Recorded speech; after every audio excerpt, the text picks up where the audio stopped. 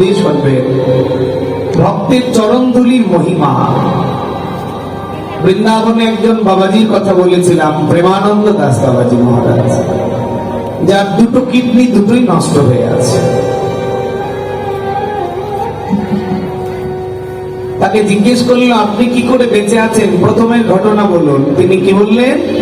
বললেন আমার ডাক্তারের সময় দিয়েছিল 3 মাসের মধ্যে মরে যাবে, তাই আমি মরবো বলে বৃন্দাবনে এসেছিলাম। এসে প্রথমেই ভক্তের চরণ ধৌত জল খেয়েছি,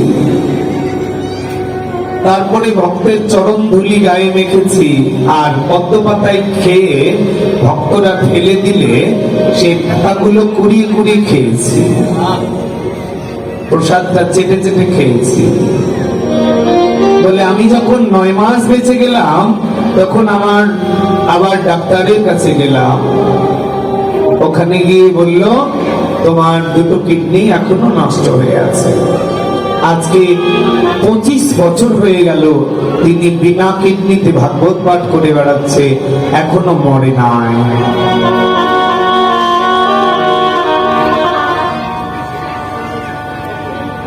আপনার কাছে এটা মাটি, কিন্তু সবার কাছে মাটি নয়। আপনার কাছে পিতলের গোপাল, সবার কাছে নয়। ইন্ডিয়াতে এক জায়গায় কীর্তন করতে গিয়ে এক মাতাজির সঙ্গে আমার পরিচয় হয়েছিল। বয়স 50-55 হবে। প্রথম বছর গেলাম ও ভালো, দ্বিতীয় বছর গেলাম ভালো, তৃতীয় বছরে গিয়ে দেখলাম মাতাজি প্যারালাইসিস হয়ে পড়ে আছে। তখন 7-8 দিন হয়েছে প্যারালাইসিস। আমি বললাম ও মা কেমন আছো? বলে ভালোই আছি, শরীরটা ভালো নেই। ছেলে বলছে নরোত্তম দা আপনি এসছেন, একটু মাকে বলুন না, ডাক্তারের কাছে যেতে চায় না। আমি বললাম কেন মা, ডাক্তারের কাছে যাবে না কেন? চলো। আমায় কি বললো জানো মা? আমাকে বলছে নরোত্তম 40টা বছর ধরে যে গোপালের সেবা করলাম, সে গোপাল যদি আমার না হয়, ওই গোপাল যদি আমার সামান্য ব্যাধিটা ভালো করতে না পারে, তাহলে সে কি পিতলেরই গোপাল, আমার গোপাল হবে না।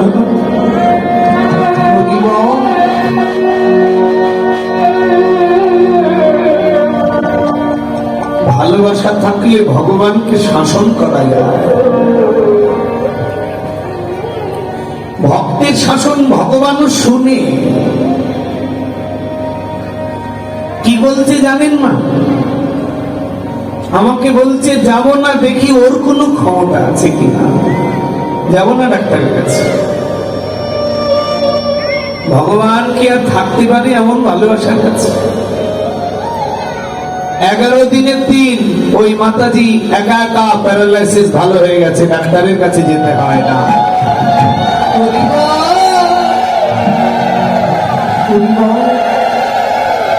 মারি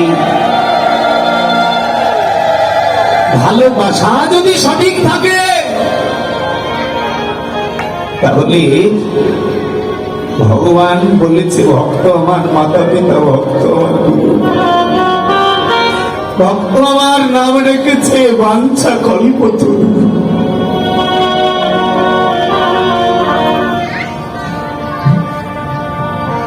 জয়দেব গীতার কথাটি বিশ্বাস করলেন না।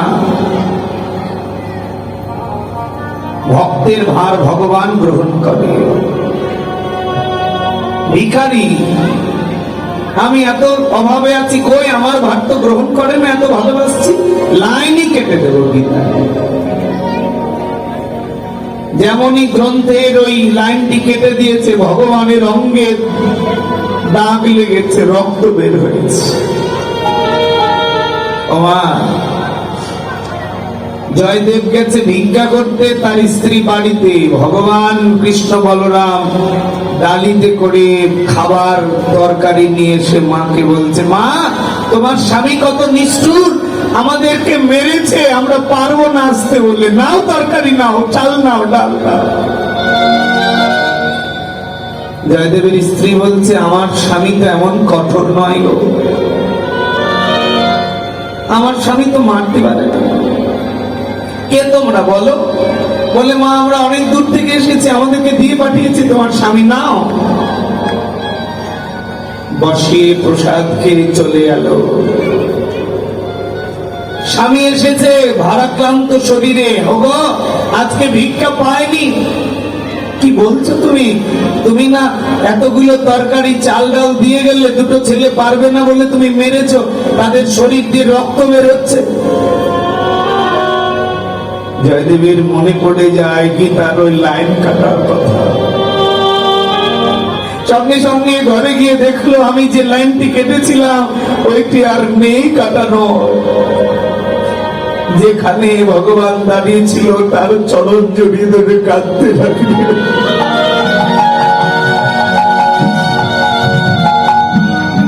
মানে ভালোবাসা যদি সঠিক থাকে ভগবানের প্রতি, ভক্ত ভগবানকে শাসন করতে পারে। ভালোবাসা যদি দিয়ে থাকো, তোমারও শাসন শুনে যায়। 2019 সালে যখন পৃথিবী ভারাক্রান্ত করোনার থাবায়, তখন উড়িষ্যার একটা ঘটনা সারা বিশ্বকে আলোড়ন সৃষ্টি করেছে। এক বৃদ্ধ মাতাজি 85 বছর বয়সে গোপাল সেবা করতে করতে মৃত্যুর আগের দিন প্রচন্ড জ্বর।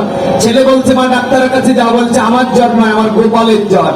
পিতলের গোপালকে মাকে বুঝানোর জন্য থার্মোমিটার দিয়ে জ্বর মাপতে গিয়ে মার যতটা জ্বর ওই পিতলের গোপালে ততটা জ্বর। মার হৃদয়ে যে স্পন্দন ওই পিতলের গোপালে মানুষের মতো স্পন্দন পাওয়া গেছে। এরকম দৃষ্টান্ত পৃথিবীর বুকে অনেক আছে। ভক্ত যখন ভগবানকে ভালোবাসে তখন পিতলের গোপালের প্রাণ প্রতিষ্ঠা করে ফেলে। আমরা সনাতন গোস্বামীর কথা শুনব।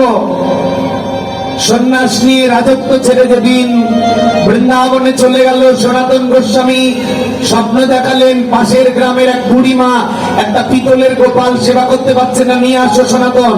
স্বপ্নে দেখালেন ভগবান। বুড়িমার কাছে গিয়ে স্বপ্নের কথা বললেন, বুড়িমা পিতল দিয়ে দিলেন, পিতলের গোপাল। ওই গোপাল নিয়ে এসে সেবা করছেন। ভিখারি সন্ন্যাসী মানুষ যা পাচ্ছে তাই। একদিন পোড়া রুটি আর লবণ ছাড়া তরকারি দিয়েছে ভগবানকে, স্বপ্নে দেখাচ্ছে, পরীক্ষা করছে। সনাতন, আমি তো বুড়িমার কাছে না খেয়ে ভালো ছিলাম তোমার এই পোড়া রুটি আর লবণ ছাড়া তরকারি খাওয়ার থেকে। সনাতন সকালবেলা ঘুম থেকে উঠে শাসন করছে ভগবানকে, বেরিয়ে যাও আমার বাড়িতে, যাও, যেখানে ভালো খাবার পাবে ওখানে যাও। আমি তোমার জন্য সন্ন্যাস হয়েছি, তোমার জন্য ভিখারি হয়েছে, আমি পারবো না, যা পাবো তাই দিব, খেলে খাও নালে চলে যাও। শাসন করছে ভক্ত ভগবানকে, আমি কোথায় পাবো তোমার জন্য। যেদিন বলে সকালবেলা তার বিকালবেলায় মন খারাপ করে যমুনার ধারে বসে আছে, এমন সময় একটা লবণের জাহাজ ভগবান সনাতন গোস্বামীর সামনে আটকে দিল। কি অলৌকিক! যেমন সনাতন গোস্বামীর সামনে লবণের জাহাজ আটকে গেছে, জাহাজের মালিক বলছে, যে সন্ন্যাসী দাদা একটু জাহাজটাতে হাত দেন না, আপনি সন্ন্যাসী মানুষ। একটু হাত দিয়েছে, অমনি জাহাজটা চলতে শুরু করেছে। ওই জাহাজের মালিক বললে, ভাই তুমি তো কোনো সাধারণ মানুষ নয়, কোথায় থাকো? বলে জঙ্গলে। মন্দির নেই? বলে না। যাও, এখানে মন্দির তৈরি করতে যত টাকা লাগবে আমি দেব, আর তোমার এখানে সেবা চলতে গিয়ে যত টাকা লাগে আমি দেব। সমস্ত টাকা দিয়ে গেল। আজও সেই মদন মোহন মন্দির, সনাতন গোস্বামীর স্বপ্নে পাওয়া মন্দির বৃন্দাবনে বিরাজমান, এখনো আছে বৃন্দাবনে। এই জন্য মা, ভালোবাসা যদি সঠিক থাকে, বিশ্বাস যদি থাকে হৃদয়ে। আমার দিকে তাকান মায়েরা, আমি যেদিন কীর্তনে দাঁড়ালাম,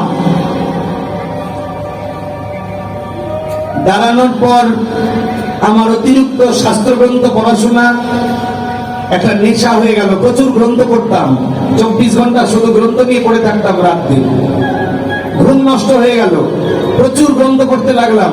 আমাকে জানতে হবে, সমাজকে দিতে হবে। আমি কীর্তনিয়া, আমি যদি গ্রন্থ না জানি তাহলে সমাজকে কি দেবো? আমি প্রচুর পড়াশোনা করতে লাগলাম। এদিকে জেনারেল পড়াশোনা ছিল অনার্সের, দুই দিকে পড়াশোনা করতে গিয়ে আমার একটা অসুখ হয়ে গেল, মাইগ্রেন, মাথা ঘুরে ঘুরে পড়ে যেতাম।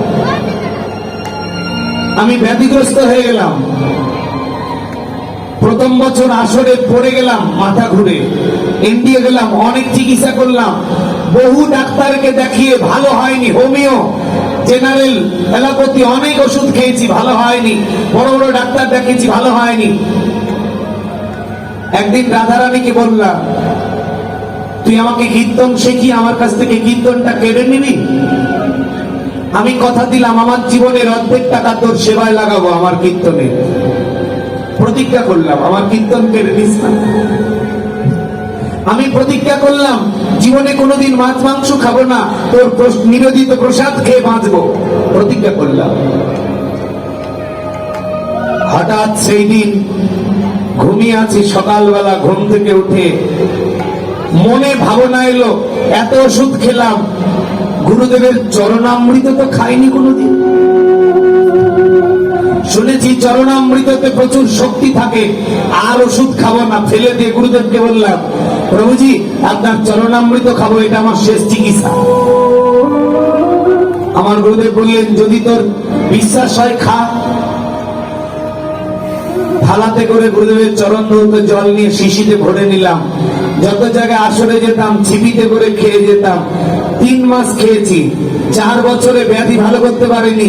3 মাস খাওয়ার পরে আমার ওই ব্যাধি চলে গেছে। আজ 5 বছর থেকে একটা ট্যাবলেট আমাকে খেতে হয় না। আমি নরোত্তম দাস আজও বেঁচে আছি। বিশ্বাস যদি থাকে, ভক্তি যদি থাকে, ভালোবাসা যদি থাকে, ভগবানের কর্মে যদি বিশ্বাস নিয়ে প্রেম নিয়ে করে, তাহলে ভগবান সে কর্মে 100% ফল দিবে। কিন্তু মা, তুমি যদি অভিনয় করো, ভগবান তোমাকে ছাড়বে না। তুমি এখানে কীর্তনিয়া বলছো জীবে দয়া করো, আর বাড়ি গিয়ে কীর্তনিয়া তুমি খাসির মাংস দিয়ে ভাত খাচ্ছ, তোমাকে আগে নরকে নিয়ে যাবে। যিনি আচরণ করে ভগবান তাকে ভালোবাসে। কেউ বা থাকে রাজপ্রাসাদে, কেউ বা ভিখারি, আমি কারো নয়। ভগবান বলছে, আমি কার? যে জন ডাকে নয়নের চলে দয়াল হরি, আমি ভগবান তার চরণ ধরি। আমি ভগবান কার? যিনি আচরণ করে আমি তার, যিনি আচরণ করে না আমি ভগবান তার হতে পারবো না। সে সভাপতি না সেক্রেটারি, সে জমিদার না উচ্চ শিক্ষিত, সে বড় জাতি না বড় অফিসার, এটা ভগবানের দেখার সময়। আমি ভগবান কার? পণ্ডিতের, বড় কীর্তনিয়া, বড় ভাগবত পাঠকের, সভাপতি কার? আমি ভগবান তার। কার? যিনি ভগবানের আচরণ করে, আমি ভগবান তার। তাহলে সে আচরণগুলো কি? মহাপ্রভু বললেন 5টি আচরণ করো। সাধু সেবা, হরিনাম, তীর্থ ভ্রমণ, ভাগবত শ্রবণ, বিগ্রহ সেবন। 5 সেবা দিলেন সংসারীদের জন্য। কি কি? সাধু সেবা করে যাও, সাধু সেবা, হরিনাম, ভাগবত শ্রবণ, তীর্থ ভ্রমণ, শ্রদ্ধায় শ্রী বিগ্রহ সেবন। এই 5 সেবা নিয়ে একেবারে নয়নের জলে আমার গৌর চরণে যদি প্রতিদিন একটা তুলসী পাতা দিয়ে যদি বলতে পারো, গৌরে আজ হতে আমার জীবনের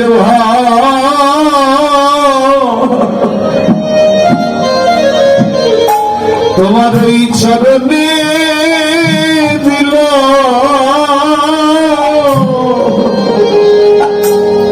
আজ হতে আমার জীবনের তোমার ওই চরণে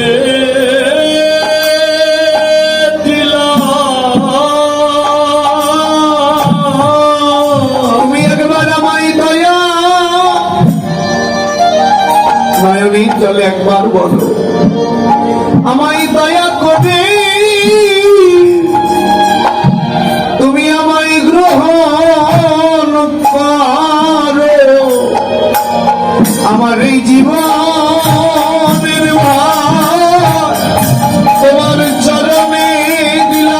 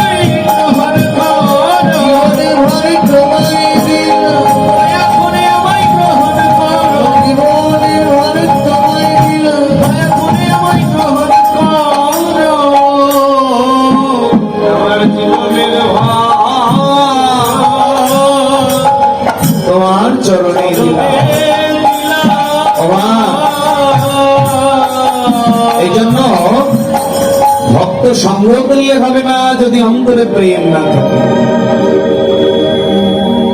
ক্ষণে ক্ষণে গৌরাঙ্গ ভ্রমে গড়ি যায়, রাধা রাধা বলে ক্ষণে ক্ষণে মোড় ছায়।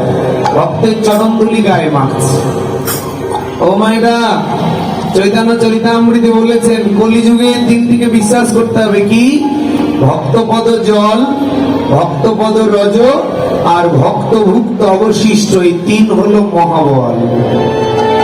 যদি বিশ্বাস হয়, আর যদি বিশ্বাস না হয় তাহলে কাজ হবে না। আপনার কাছে ভক্তের চরণের তুলি সামান্যতম, কিন্তু বৃন্দাবনে যাবেন, এরকম অনেক উদ্ধৃতি আছে।